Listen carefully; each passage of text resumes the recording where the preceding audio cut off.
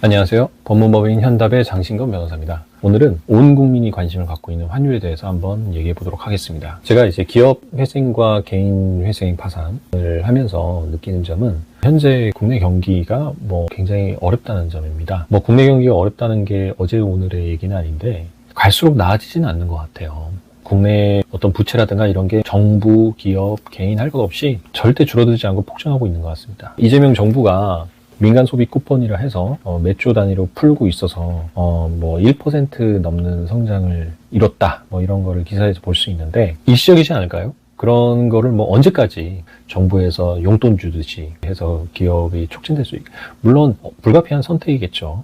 내년 선거도 있고. 근데 지금 유난히 어느 기사에서 볼 수 있듯이 다른 동남아권이나 이런 거에 비해서 원달러 환율이 지나치게 올라가고 있다는 거는 사실 환율이라는 게 국가의 펀더멘탈이라고 할 수 있기 때문에 그 부분이 굉장히 민감하게 작용하고 있다는 점에 대해서는 정말 우려를 표하지 않을 수 없습니다. 환율이 IMF 때처럼 일시적으로 상승했다가 바로 정상으로 돌아온다면, 아무리 높게 환율이 오르더라도요, 그렇다면 큰 문제는 없을 것 같아요. 일시적으로 올랐다 내리더라도 체감하기 전에 해결된 거니까. 근데 이제 2,000원까지 안 오르더라도, 예를 들어서 환율이 10% 정도 상승해서 1,480원 정도 된다고 하네요. 근데 예를 들어서 지금 환율이 한 1,500원, 1,520원 이런 식으로 환율이 점진적으로 올라가는데, 이게 6개월에서 1년 정도 간다면 단순히 우리나라에서 수입 물가가 오른다는 차원을 넘어서서 국가 전체의 신용에 문제가 생길 것 같습니다. 우리가 이제 사회를 살아가거나 국가에서 거래를 함에 있어서 신용은 굉장히 중요하죠. 갚을 수 있는 능력, 부채를 발행할 수 있는 능력인데,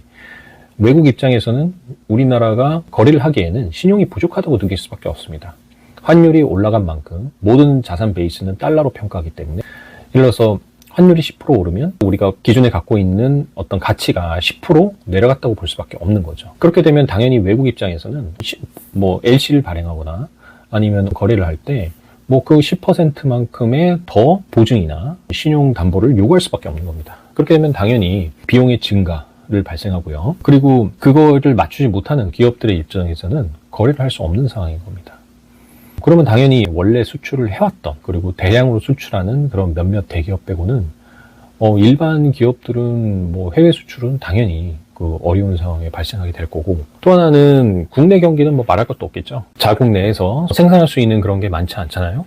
어디서 보니까 자국 내에서 생산할 수 있는 그런 거는 쌀도 아니고 보리도 아니고 콩도 아니고, 자국 내에서 있는 100% 소비할 수 있는 게 계란이라고 그러더라고요. 그만큼 적은 건데 이거를 수입해서 소비할 수 있는 게 무조건 비용이 증가할 수밖에 없는 거죠. 지금 이렇게 증가하는 원인이 여러 가지가 있을 수 있겠는데, 한국은행 총재가 얼마 전에 그런 얘기를 했죠. 서학개미 때문에 그렇다. 서학개미들이 예를 들어서 점점 국내의 어떤 자산 환경이나 이런 게 발전 가능성이 있고, 그렇다면 왜 굳이 서학 쪽에 주식 쪽에 투자를 하겠습니까? 그거는 지금까지 어떤 투자에 있어서는 수익률을 쫓아갈 수밖에 없어요. 그게 나쁘다고 할 수 없는 거지 않습니까? 미국 주식 투자하는 게 무슨, 국가를 생각하면서 투자를 합니까? 개인의 어떤 수익을 위해서 하는 거지. 리스크도 부담하고요. 또 세금 낼 건 다 내잖아요. 그런데 한국은행 총재라는 분이 서학개미들이 투자하는 게 환율 상승의 어떤 요인이다. 마치 다른 요인은 없는 것처럼 그렇게 얘기하는 거에, 이게 앞으로 환율 상승할 가능성이 굉장히 높겠구나, 이렇게 생각할 수밖에 없습니다. 원인을 정확하게 진단을 해서 대응을 해야지, 이거를 남의 탓으로 하는 걸 보니까 밑밥 까는 것 같아요. 앞으로 이제 환율이 굉장히 오른 거를 서학개미 쪽에 비난을 해서 어떤 제재 조치나 제한을 해서 나름의 그런 핑계거리를 찾는 거죠. 자기들이 하는 거는 서학개미 탓이지 정부의 탓이 아니다.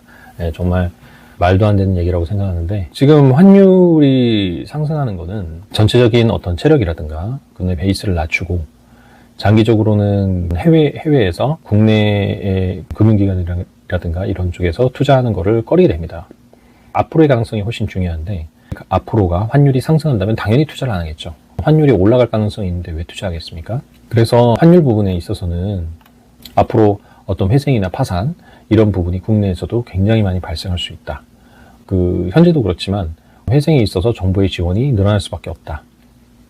만약에 그렇게 되지 않는다면 개인뿐만 아니라 또 소상공인, 자영업자의 파산은 어마어마하게 발생할 거고, 그로 인해서 발생하는 물가라든가, 뭐 물가 상승이라는 거는 주거 비용도 엄청나게 올라가고 있고, 식음료도 엄청나게 올라가고 있고, 뭐 안 올라가는 게 없죠. 임금 빼고는 다 올라가고 있습니다.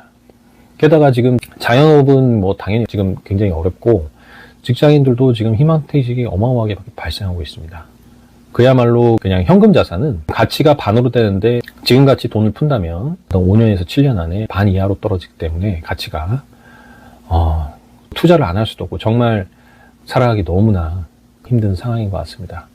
오늘은 환율 상승에 대해서 얘기를 해봤는데요. 지금 앞으로 내년 뭐 지방선거 얼마나 국가재정이 늘어날 수 있을지 모르겠지만 정말 걱정되는 상황입니다. 오늘 그 박영수 그 국민의힘 의원이죠. 그분이 우리나라의 실질 부채는 국가 부채죠. 정부 부채, 뭐 공기업 부채 이런 걸 합쳤을 때 뭐 4,600조. 단순히 그 정부에서 눈가림식 앙으로 갖고 있어 뭐 1,000조가 안 된다, 뭐 1,000조밖에 안 된다. 그래서 실제 GDP보다 적다, 뭐 이런 걸 많이 정말 전적으로 공감하고요. 걱정이 많고 또 앞으로 살아가는데 굉장히 우리 미래 세대에 걱정이 많습니다. 앞으로 그런 한국은행 총재에 대해서 비판할 점이 있다면 국민의 한 사람으로서 많이 비판을 할 생각입니다.